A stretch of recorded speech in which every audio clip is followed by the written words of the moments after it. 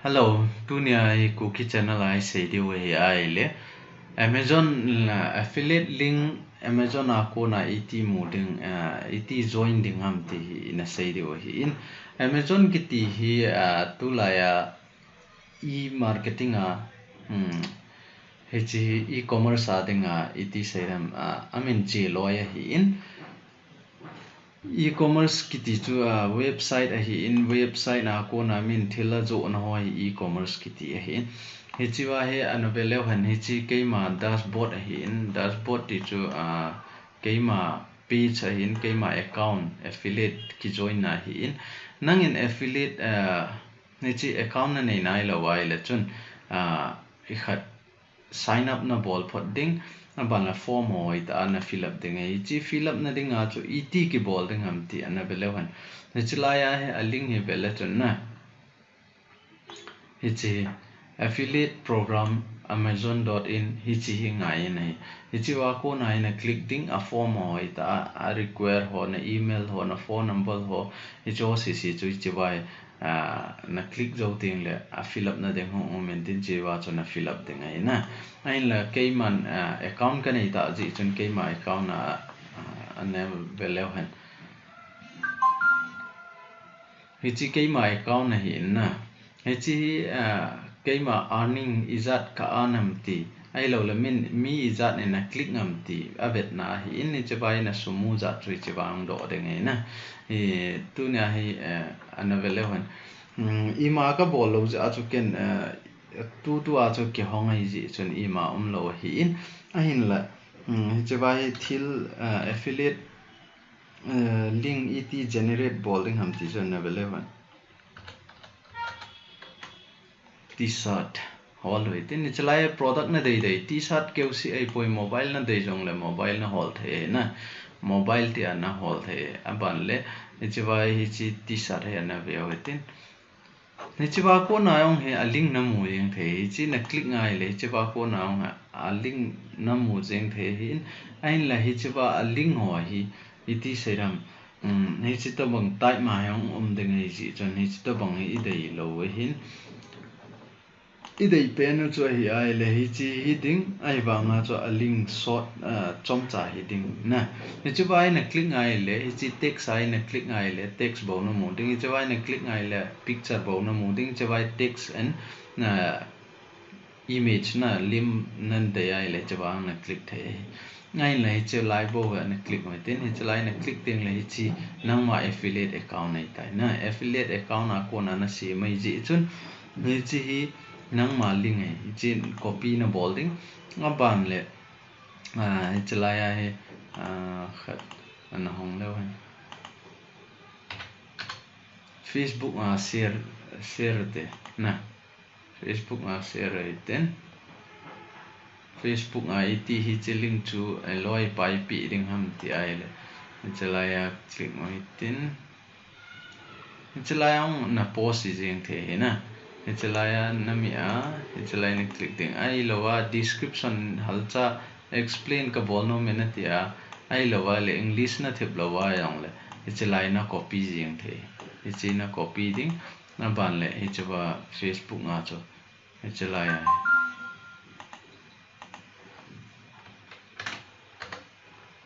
chalaya na hap the na tai na hap ding ban le ichong na delete kit the chi delete kit no itin amba le chi na post ai tikte na chi na post ai le hitai na post ding ki chai jing chi bo chui na ni chenga chu izat na post theam ai lo le loi na pai personal ta au na share the ai la na loi hon hi chian mu tiang ole hi chlayan click de hi chlayan click tiang ole ni chi amao amazon a chu lut de ngai na ama sai na say affiliate marketing ipiham ti na say na awang chui say tawin hi chi to bang chui nangin mi chu nan pui lut oi chlai website na chlai website na nan pui lut hi in hi chlai nan pui lut jawa chu iti tam ti ai le amam product an vet diu ta chu thil ipia dei ham na ni pi dei ham ti an vet diu t-shirt ai lo le hi cho ai lo le gori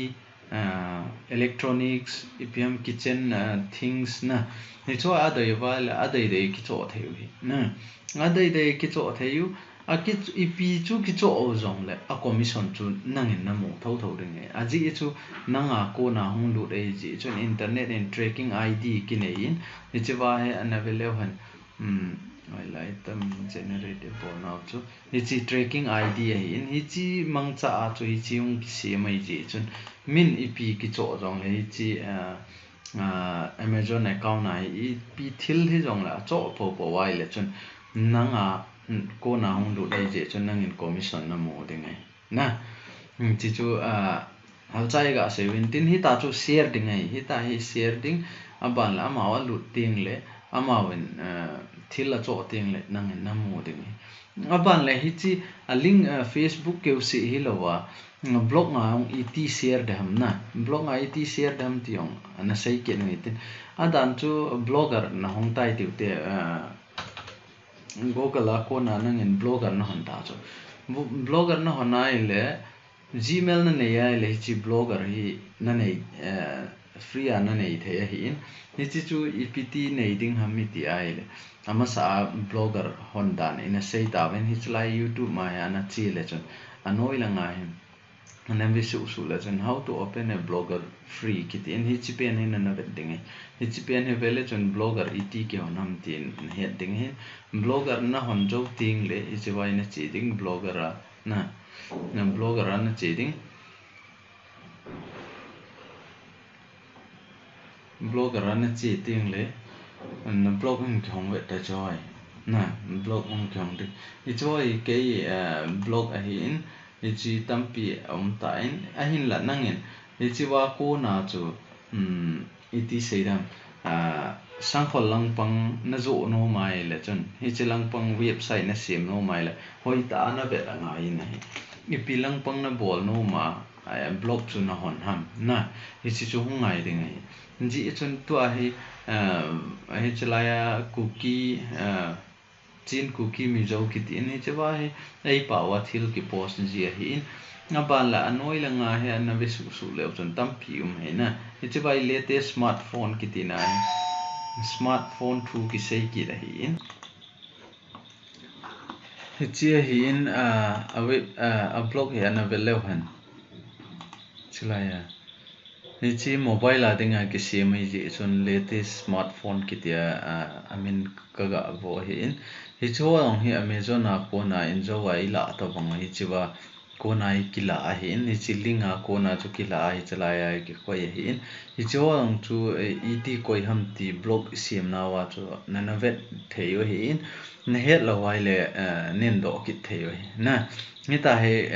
thil na post ding Amazon a ko na la ding hi chuang hi ken Amazon a ko na kala a hi chala ya ka post a hi in hi chi mi na ki cho no mai le chalai buy now he mi de wa na chalai buy now he mi awai le chun ke ma website na ko na che vetang hi chalai ya Amazon na lut deu hi chewa ko na ki cho awai le chun ken kai kha chu ka commission chu ka mu tho ding na ai la hi chi ken et advertise ka bol ham te la hi chi wa ke ma blog nga ko na ka si ma hi in hi chalaya koi to bang ham khat chu ahung lu na hwai latest smartphone tia an hol wai le hi chi hung lu de wa hi chewa lu ting le hi chi thil wa click wa ni chewa chu Amazon a lu na ben Amazon a ko na chu hi pi thil hi ta jong le hi chi mobile khel ya cho ring ti na ai po adang ngong cho wai le hi chewa ko na chu commission ki mo na hi chi chu blog nga ko na et advertise bola blog nga ko na et share bol de ti chu I sei now hi chi chu in tin na he them lo au ma le nin ki to thei a hin la tu nia he aditya la hoi ta ga ki sei ki na nang le chun sau ding hi na video he sau ding a ba le na boi chi ding hi ji chun tu ni a ding a chu chi Amazon a ko na et blog nga post a hi lo le link se mana cho hi advertise bol ding ham ti chu iga 17 hi chi aban ga ki sei ben nang le hi chi it bol ding ham ai lo le it post ding hi chi lim ho ya la ai lo le hi chi ba i khat hoi hoi a detail hoi la reng ham tia il neo cha ga sei sau ga sei sau ten na het theina ding ben ni chilaya hi vele chun ken hi chi latest smartphone tia ka se ma hi in hi chi wa hi ken a tha khat ga post ki ninge ti ai le chun hi chi wa hi holo hi tin file nei hi vin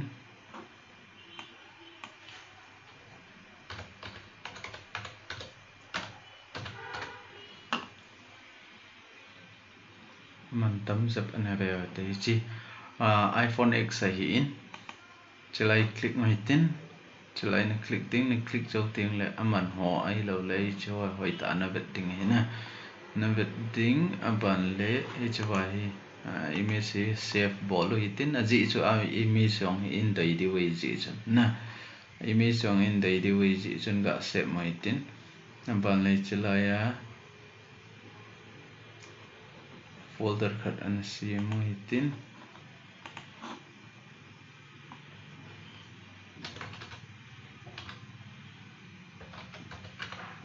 mention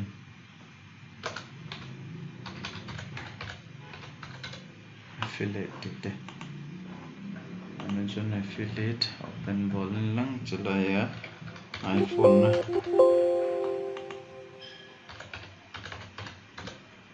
iPhone X save bol itin aban le alim na dei be ai le hesiam save bol kin itin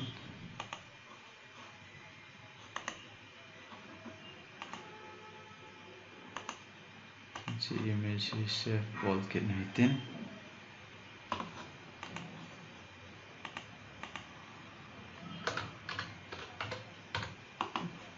back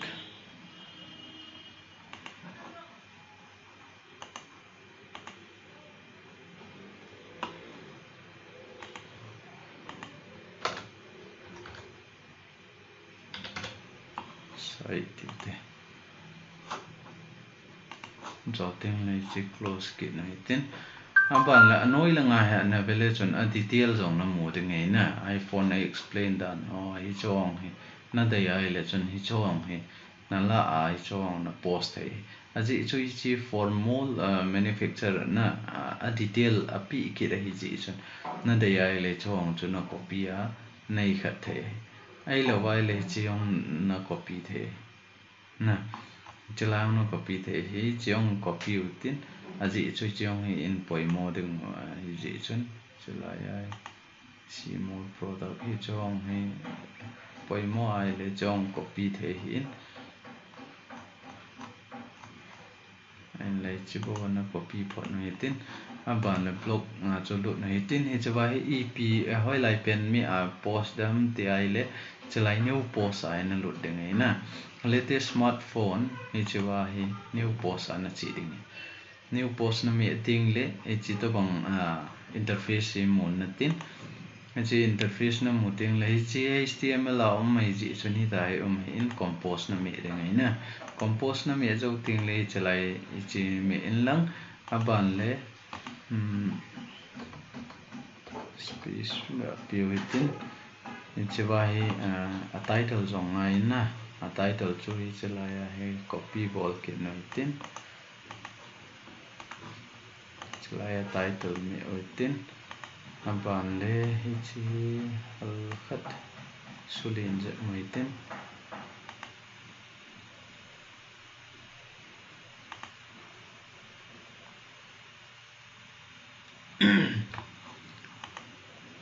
ban lai chawa hi image na image dinga cha lima dinga chu chalai chuna click ding hin ban lai chalai na click ding na click zo ting le hoi lai ai save home YouTube project na affiliate Amazon affiliate na hi chalai ai hi cho cc select in lang ban le upload na bol dang ai na upload na bol zo ting le cho thum na select ding ban lai chalai it selected he chalai na mi dang na mi zo ting la di mo chong ta bet na hi wa hi detail ne khat hab be ke no hitin chi copy ute chỉ copy bỏ lôi tin chỉ là control V này mi thấy control V to paste thì này anh bạn mới chỉ là description nào cho nó hợp back này tin chỉ front and back thì này span control C này mi thấy hiện bạn là control V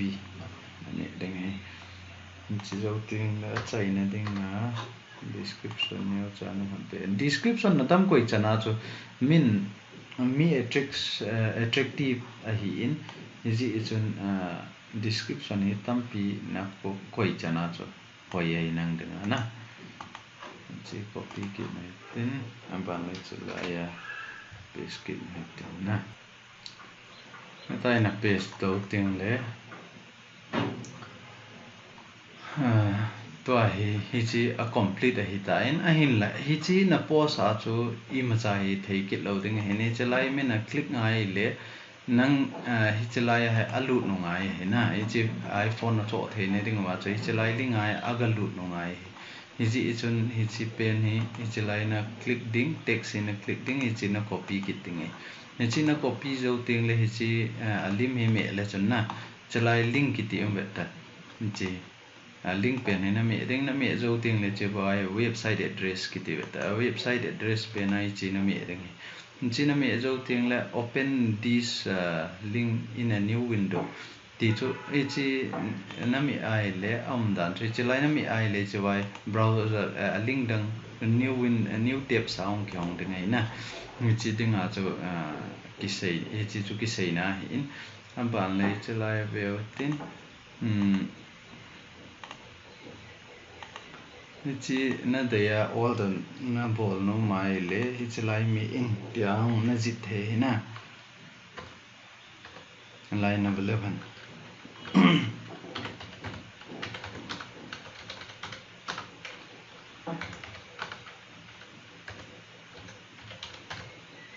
click here to order tin am ban le hi chalai hi neu cha gai khat nai tin bol loi tin aban su de nai tin laya ko yoi tin link na me ki tengai link na me zo teng le chawa in zo wa link pen chuna e chalai link pen he chu na koi ki ding aban la okay na me ding a khoti pha le chi color rong ki khel ta in la na e cha click no vai le chun e chawa on lo de na he china ding a chu ka belo han hi chi hi a hi zo ta nai a ki chai ting le he chawa nun noi na de ya le label hong na hap thei label ti chu ni chi chu i pi ham ti a het na pe na hi na cho nong le tha sei ki nau te mi chawa hi Google Plus ana share no mai le chun na share the na nop le ai cho adang hong na hap thei na loi ho ai lo la family na family ti ho follower ti ho cho he na et na ban le share na bol ling thei chalai content nong na hap thei na hap nong na hap nom lo le ta to share na bol thei hin chalai na ve leo han toi upload pen cho na ve kit leo han jo wa I post pen na chung do ta vet ti le te smartphone na I chi ta ai le I chi ve le chun I tai ka kai lu ting le khut lim chuna khut lim pha le click the ti na chu chlai na click ngai le chun chlai I khat Amazon a pe na chu nang lu ting na chlai click le chiwa ang lu ta chu chiwa hi ama nan ki cho ai le chun nang in commission na mu de chi chu blog it ki se ma blog nga chu hi chlai blog nga hi oi ta hi chi description ai oi ta explainable thema mi lung lut na ring na sei do ai lo la phat chom dan hoi ta an ne explain nai le chun minan ki cho ring na an ki cho ting le nang commission na mu ding ai lai cha vet no wa a ki cho la wai le chun hi thei di kit loi hi ji chun het thema ngai enjoy na ai chi chu tunia blog se ma iti blog nga ko na affiliate marketing blog iti ki se mam ti hal chai ga sei now I explain now chu hi chan chu in ti a kiting le tua click bank na digital pen chu a hi ai le chu ma hi in hi chiong chu sei di wa hi na ban le Flipkart ong sei di wa hi na hi chlaya vele chun to hi chu pen hi click bank to I bola ki banglo ham iti ai le hi chi min all the time te all the while anga deu na aban le min hi chi athil undeliver ding hai undeliver wa sum athil chu amu sum a pi zo ting le bo nang commission na mu ding hai na hi ti chu a hi in la digital pen chu ai ai le nang in hi ta chu na bolai thil ai khanai le amount hi cha click nga chu ki download pe yeng thewi na ki download pe wa sum a pi wa ki download pe wa le nang sum immediately ta na bailam ta na mu kit pe jing the ni chi chu a hi in la lang khana chi iti seram chalaya Google ga chiutin andanga sao he nong la khat be ga sei be kin no tin chi affiliate I khat pen chuna affiliate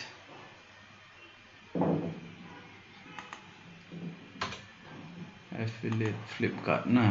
na chu neu cha ga sei tin chiong hi ki bang ai hi ta he affiliate program jit le chun na hi chiong en tin chlai la chuna dei pen na select ding hin chlai na chi ding na chi zo ting le hi chawai join now for free hi chi na click ding a ban le chawa chu form fill up ding ho men tin chi chu na fill up ki ding na fill up zo ting le na account na lu ding na account na lu ding ken account ka nei sai ji chun login bol le hitin hal khat a ki no ta na ji chu video ya sau thim tan hi chawang hi vele chun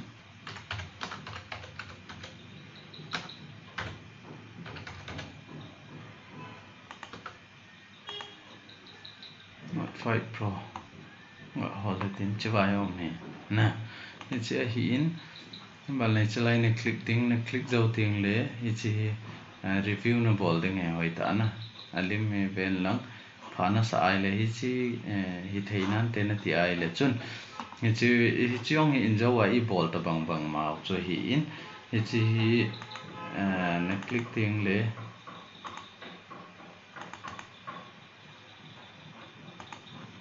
chi click in lang ban le save image tutin ban le chawa Redmi Note 5 save ban le anong lang ga la kit no itin save image save kit na itin ban la site na save kit na itin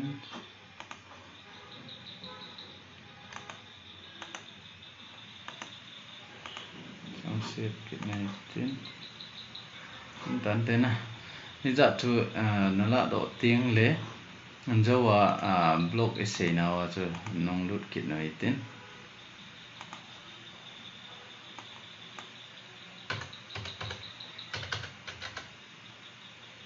blogger na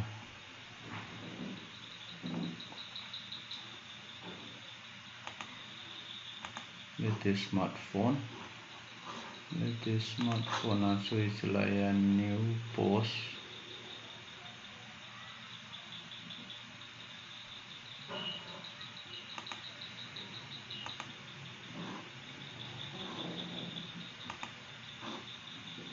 me oitin new post a che kit na itin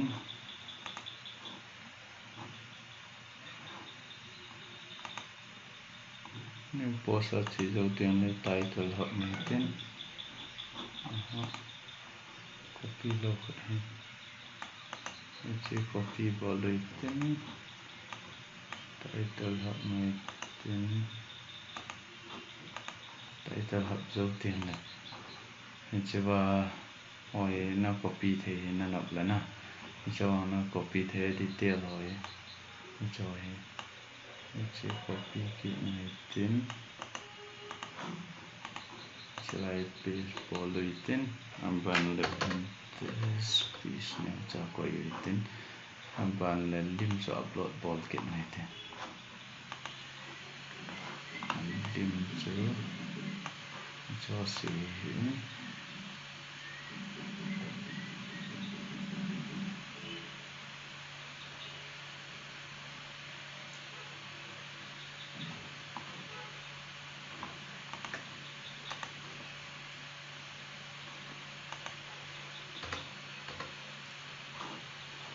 kika ka ai hal cha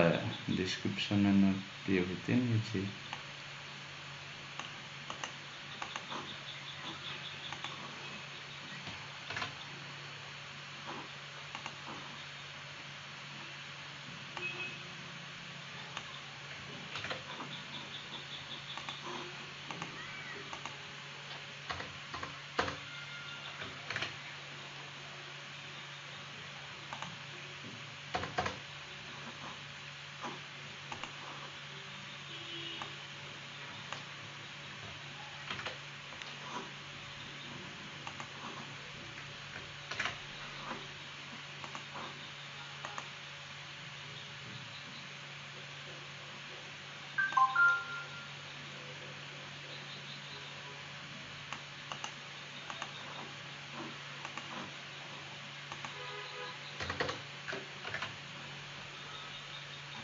Central post tin aban hi chi a link iti la adeng ham a link hi affiliate na he a generate dana chom kinin Amazon ata banga choi chelaya link me a khating ti hom lo hi in chilai na copy ding ai na browser pen chu na click ding hi chi copy na bol ding na copy zo ting le hi chi dashboard na chu na chi ding dashboard na chi ting le chilaya he vet legend affiliate link generator kitin hi chilaya page na bol ding page na bol zo ting le go ahead na click ding na click zo ting le hi chi sorter link ti chu su chom ding ai tu ai sawa ina a saw ji chun su chom mai tin ni chi sorter link ai na me ding na me ting le betang tu ai chom chai ta chu a chom pha le chi copy na bol ding na copy zo ting le hi chelai lim hi minan mi a zong le hi chelai ding a chu chi ding na ti ai le chelai page na bol ding aban le hi chi alim ho zo si ga bolu itin alim ma hoi na koi ding mina click ngai le chun he chewa he na chi ding hi in ama ho chu ga lut ding hi in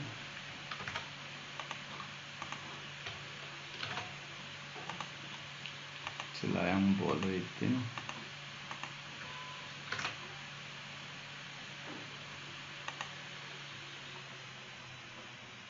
ban le khen khat to he thiam lo ji vin ji chun a ji thon bolu itin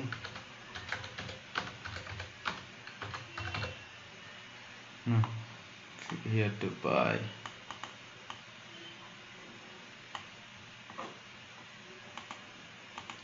laya ko itin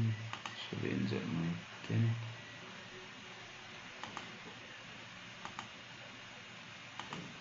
sang alin rong bol thei a color rong na nop le na khel thei na khel dau ten hi chile na tin bol in lang na bol chai ting le chilai na mi ding na publish na mi ding publish na bol zo ting le chilai ong thil na ji na share thei hi na in la ji lo wang na share thei hi na aban le hi chi chu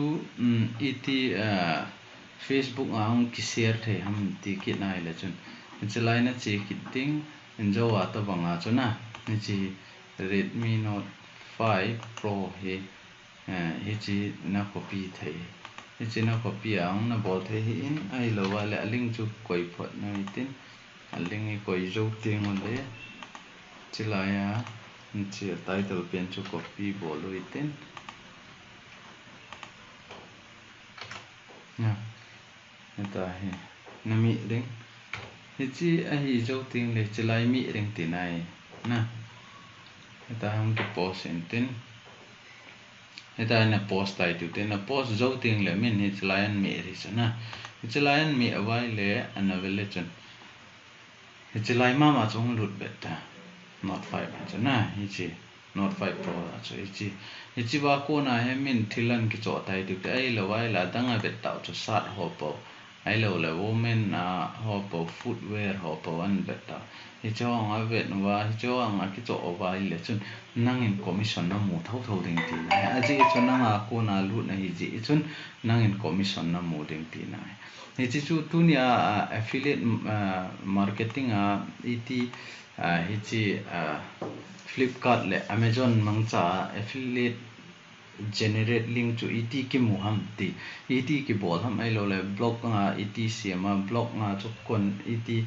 suma mu ham ti ho chu halcha affiliate na affiliate chung chang aneu chai ga sei the chu in tin tu ni ki kino themi ji chun sei hi long mai the hin a hin la het chet lo oma ETM khana na het no ma mai la noya comment hin bon la hi chlai chu nin sei chet pi theira mai lo wai la hi chlai chu neu khat hin bol be o hal khara ki chi poina ti ai la chun hung ki bol ki ting hi na ai ji chun ki phatlam lo hi la nangin na do thei in nan sei thei hi in a hin la hi chi ku ki channel la hi chilang pang online a ko na sumi ti mu ding ham ti ho lang pang hi ki se hi ji chun subscribe na ki bol lo wai le ki bol le chun ki ting le hi chi sanga hoi jo jo video tam ta ang ki sim na lai ding a hi in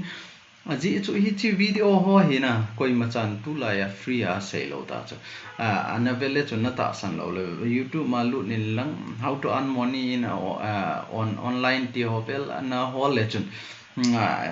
halcha bon highlight bin tin chi chun income hoi ta na mu no mai le hi zat na pi ding registration hi zat ngai ding khochi khachi ti umen te hi chu chu hi lo ai na ei ma ki ka ai ji chun kin hi chilaya hi keima experience ai lo le keima knowledge ken kana het sa ho hi chuwa ko na a hi thei ti approve kanai chi a chu na ho kan hil so na hi na koi ma chan tu lai free a ithil I ma a hil lo chi choi video danga vele chon free a na mo lo ri chu chi cookie channel bo wa ki mo chu cookie channel a he I ma cha A to Z I ma cha im che lo wang ki sei la ji a hi ji chun video na ve teng le wang chu pula pa na chai chan hoi ta na ve lo le chun nong confuse mai thei chu ji chu ma experience ki nei hi ji chun keima experience dung chu ya kan share hi in aban le ke ya dinga chu ano ma no mai ne hal khat kan sei ko na chu ki he the he ho dinga chu ano ma no mai na ta vet sa na apple ti ai le apple he ho dinga chu apple chu ite bong ham na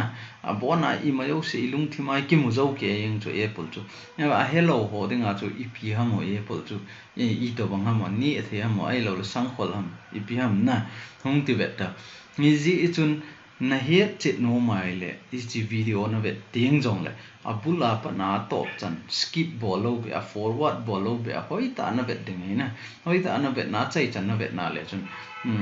guarantee ka pi the na ngen jong hoi ta iti het na ki be na na nei thei phat chum na na nei the hi ti chu kan sei nom hin tin tunia hi chan tu affiliate marketing